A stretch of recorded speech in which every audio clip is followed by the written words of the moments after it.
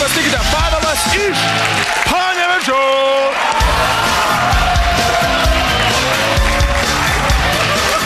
Sveikas, Serė.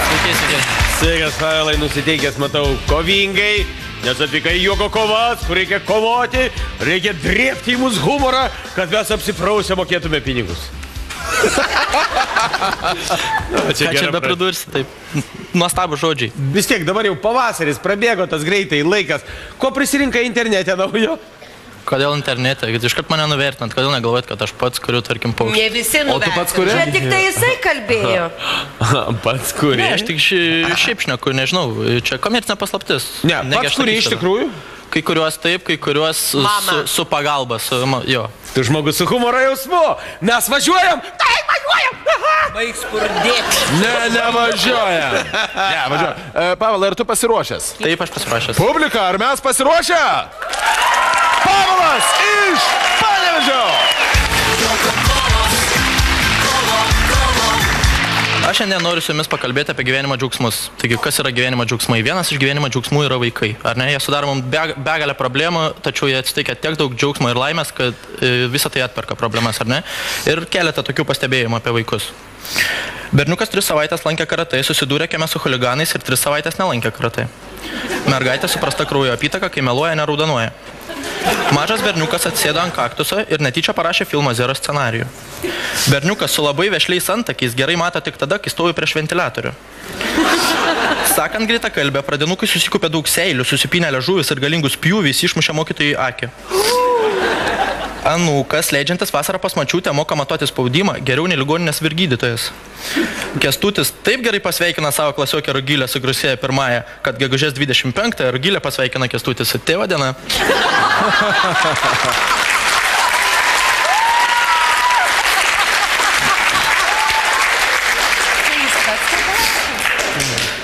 Kai sūnus paprašė mamą sutepti jam į mokyklą 15 sumuštinių, mama suprato, kad sūnus grįždamas namo atsiduoda nelaužo dūmais. Berniukas iš labai neturtingos šeimos taip niekada ir nesužinojo, kad turi alergiją juodiesiams ikrams. Berniukas ilgu kaklu niekada nesiruošė kontroliniam darbui.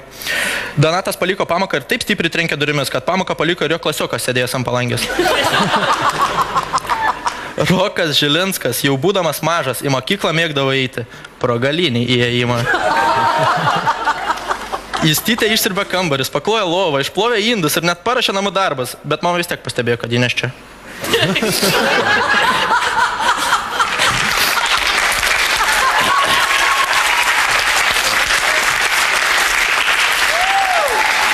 Taip, važiuojam toliau.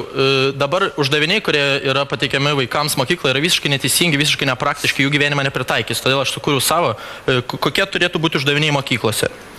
Osvaldas per dieną surūko 2 pakelius cigarečių, o perka tik 1 pakelį. Klausimas, kiek žmonių nemėgsta Osvaldo?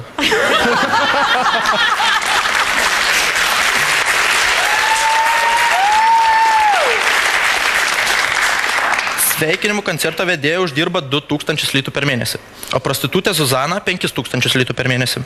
Klausimas, kas iš jų geriau dirba burną?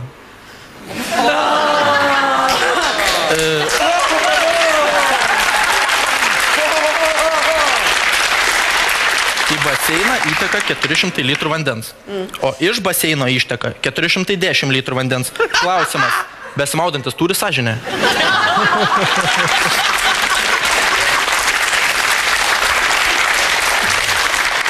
Lina parkuojasi atbulomis automobilių aikštelėje 1 km per valandą greičiu. Netrukus jį įsirėžė į šalia stovintį automobilį. Klausimas, kaip?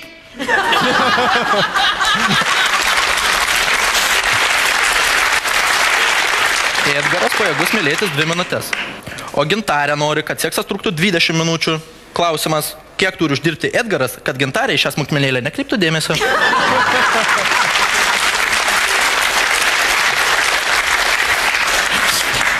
Pas pensininką Zigmą erekcija ateina 1 kartą į mėnesį. Paštininkas ateina pas Zigmą irgi 1 kartą į mėnesį. Klausimas, kas bus su paštininku, jei jis ateis tuo pat metu, kai Zigmą aplanko erekciją? Antanas mylisi 4 kartus per mėnesį, o jo žmona 15 kartų per mėnesį. Klausimas, kiek kartų per mėnesį Antanas dirba naktinėje pamainoje?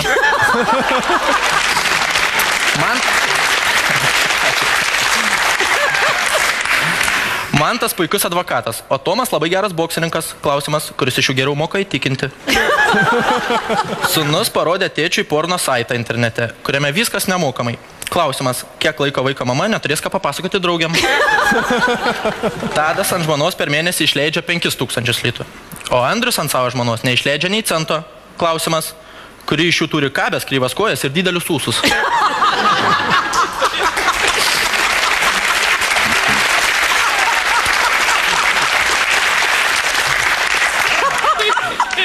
Taip. Pagimdys. Tęsime temą apie gyvenimo džiaugsmus. O ką? Ir dar vienas iš gyvenimo džiaugsmų yra, kas be ko vyrai, ar ne? Nu, moteris galbūt supyks, galvos čia neteisingai priskyrių, reikėjo prie vaikų vyrus priskinti, bet tai yragi skirtumas, ilgesnės kelnes reikia siūti. Ir apie vyrus keletą pastebėjimų tokių, jo. Žvejybos klubo nariai vienas kitą pažįsta ir iš anoniminių alkoholikų klubo. Vyras turintis didelį pasididžiavimą lietpaltį naudoja ne tik nuo lietaus slėptis. Nėra to blogo, kas neišeitų į gerą. Reikėtuojamas verslininkas, kuris buvo prirakintas prie radiatoriaus, pirmas sužinojo apie šildymo sezono pradžią.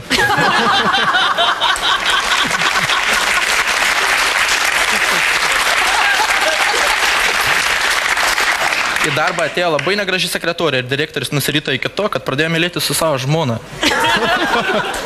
Kai vienas iš namo gyventojų pamatė, kad vagis bando nuvaryti jo kaimyno mašiną, jis nepasimetė, išbėgo į lauką ir jis parkavo laisvoje vietoje. Policininkas išgelbėjo moterį nuo išprievartavimo, uždengdamas ją savo kūnu.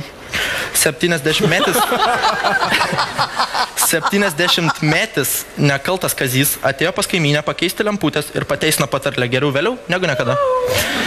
Impotentui iš Balbieriškio kažkodėl nepatinka daina Stovi malūnas prie kelio.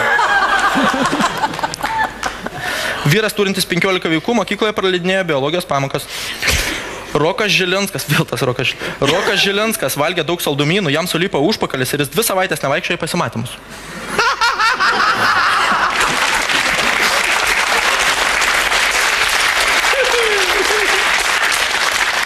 Tau liūdna, atsibodo miegoti vienam, ateik į Vilniaus geležinkelio stotį.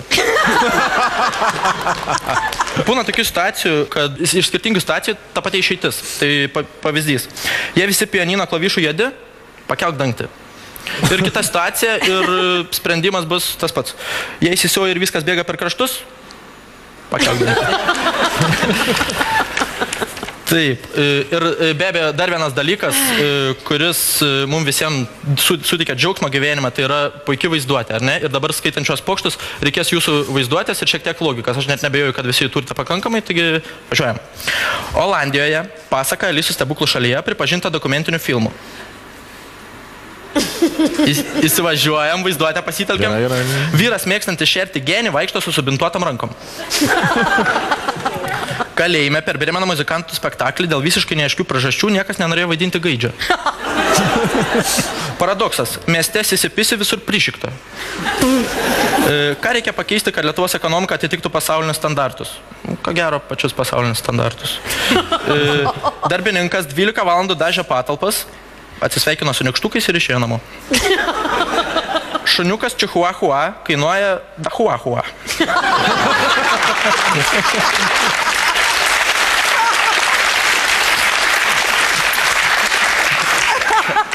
Dabar visi jungiam vaizduotę. Nereikia. Aš jau turiu ją prigesinti. Kai pučia stiprus vėjas, Škotijos armija atrodo dar grėsmingiau.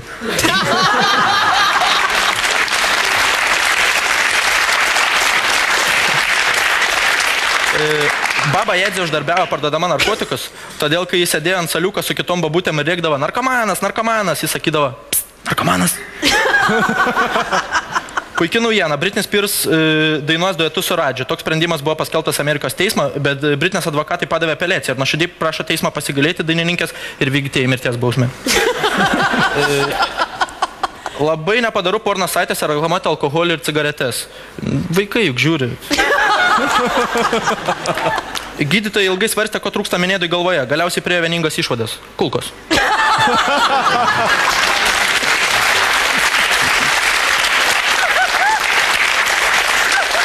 Kunigas netyčia išgirdo minėdą dainą ir nustojo tikėti Dievu.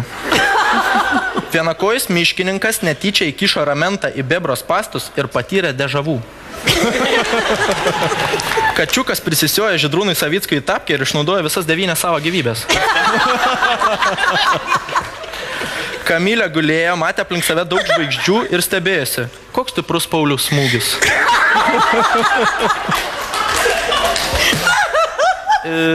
Ir tokių truputėlį pastebėjimų iš gyvenimo. Tu nužudysi to jau. Iš gyvenimo keletas tokių pastebėjimų. Labai daug žmonių šiuo metu Lietuvoje kenčia nuo vidurių iškėtėjimą, ar ne? Tai toks patarimas, labai puikiai vidurių iškėtėjimą gydo avietės. Ypač jeigu iš aviečių meška išlenda, tada efektas iš karto jaučiasi tas efektas. Taip pat esu girdėjęs, kad sapnininkė rašoma, kad jeigu sapnuoja išmatas, tai reiškia turėsi daug pinigų. Tai įsivaizduokit, ką sapnuoja Bilas Geitsas. Ir dar neseniai buvau Savigynos kursuose. Ir tenais mokė, kaip reikia psichologiškai nusiteikti. Tai jeigu tokia situacija, jeigu jūs užpuolė, trenkia per galvą, sudaužia butelį ir spardo iš kojų, tai patarimai. Pirmas svarbiausias žingsnis – nepasimeskite. Išlaikykite pusiausvyrą. Galvokite apie ką nors gražaus. Tai patarimai liuks. Na ir dar toks nutikimas, buvo grupės balius ir tokia pana verkė, kampė atsisėdus, sako, aš stara, negraži, nepatraukli. Sakau, baig, tu ką tu čia nusišneki, pažiūrėk, kokia tu graži, sesuoli. Tu nuostabi panelė, visai nestara, pasimtas 2 kėdės ir sės prie mūsų stalo. Ačiū, kad klausėt, su jumis Pavelas. Draugai, čia Joko kovos, mes turime trumpam išlysti į reklamą, sumokėti porą mokesčių, bet mes to jau pat grįšime ir dar daug juoksimės. Čia Joko kovos, niekur neikite. Joko kovos.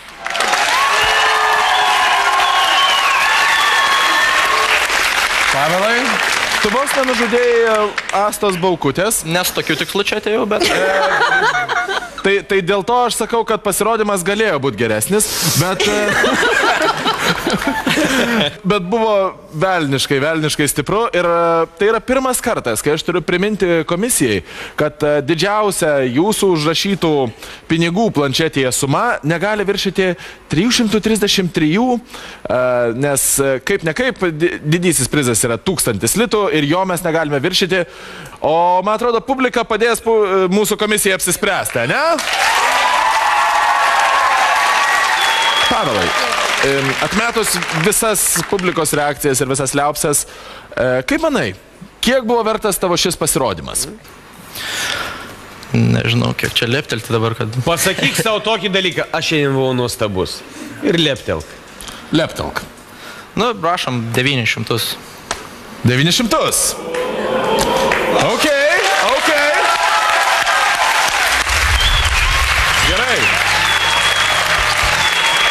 Gerai, 900 litų tai kol kas yra drąsiausias statymas, kokį kuris nors mūsų dalyvis yra padaręs mūsų laidoje. Vienok tai yra stipriausias pasirodymas, kokį kuris nors dalyvis kada nors yra atlikęs mūsų laidoje. Ir dėl to aš norėčiau kreiptis į pradžioje Violetą. Aš nežinau, kas tu, bet šiandien pranokai save.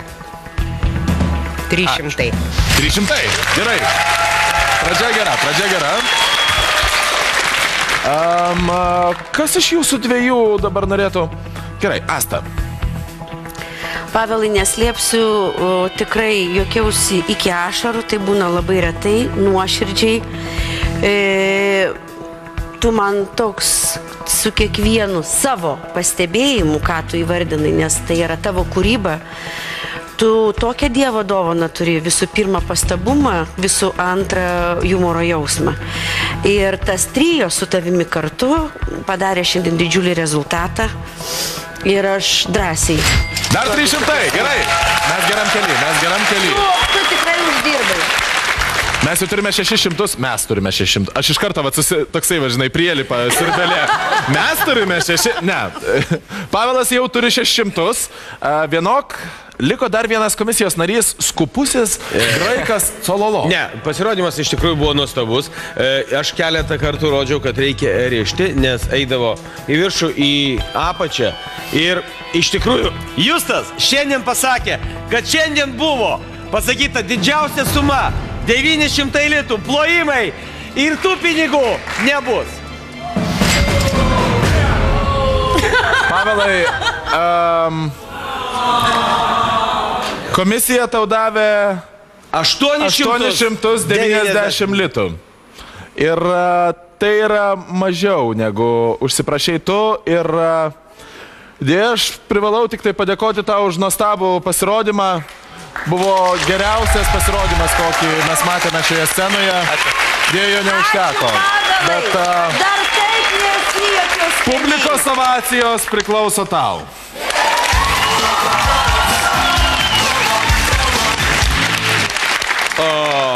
Aš irgi noriu dirbti prezidentūrai. Ups, ane? Ups. Bet esmė tame, kad mes parašėm gal Kaip šiek tiek. suskaudo. Suskaudo. Tokį- Justai, reikia visada apsidraust. 10 litų. 10 litų trūko, tai yra baisu. Bet mano nuomonė, tai buvo... Tai Vitalijau. pamoka kitiems, kad visi... Aš nespecialiai, aš nežinau. Viskas Mes tvarkoja, viskas tvarkoja, nežinojom. viskas Niekas tvarkoja. nežinojo. Niekas nesitarė, bet Tai viskas tvarko, galbūt biškai pervertinu savo galimybės, bet šiaip tai labai patenkintas tokiais projektais, daugiau tokių laidų, tada žydės gėlės, skraidys paukščiukai, mylėsis trišiukai, mačiutės keps vandelės ir viskas bus tvarkoj. Ačiū. Juoko kovos.